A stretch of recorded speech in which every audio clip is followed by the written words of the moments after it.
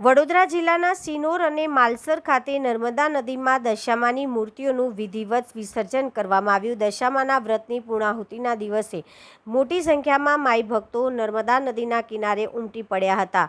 ભક્તિમય માહોલ વચ્ચે માતાજીની મૂર્તિઓનું શ્રદ્ધાપૂર્વક વિસર્જન કરવામાં આવ્યું હતું। સિનોર માલસર ખાતે દશામાના વ્રતને લઈને સિનોર પંથકમાં માઈ ભક્તોમાં ભારે ઉત્સાહ અને શ્રદ્ધાનો માહોલ જોવા મળ્યો હતો। દિવાસાના પવિત્ર દિવસથી શરૂ થયેલા દશામાના વ્રત દરમિયાન ભક્તોએ 10 દિવસ સુધી ઉપવાસ રાખી માતાજીની આરાધના કરી હતી। સિનોર સહિત આસપાસના વિસ્તારોમાં દશામાની સ્થાપના કરી વિવિધ ધાર્મિક કાર્યક્રમો અને પૂજન અર્ચનનું આયોજન કરવામાં આવ્યું હતું। વ્રતના 10 દિવસ પૂર્ણ થયા બાદ અંતિમ દિવસે માઈ ભક્તોએ રાત્રિમાં જાગરણ કરી માતાજીની પૂજા અર્ચના કરી હતી।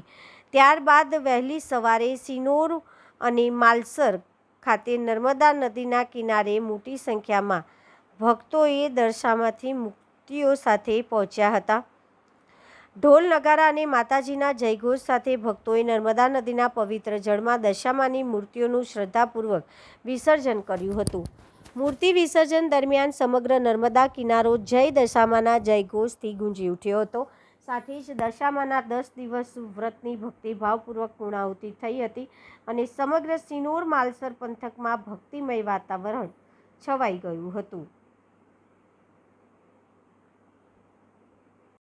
માત કી જય।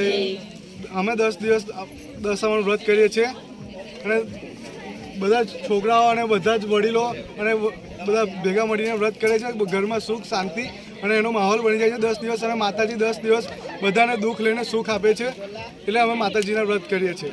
ત્યાં વિસર્જન માટે અમે હમણાં નર્મદા કિનારે દશામાના વિસર્જન કરવા આવે છે માલસર।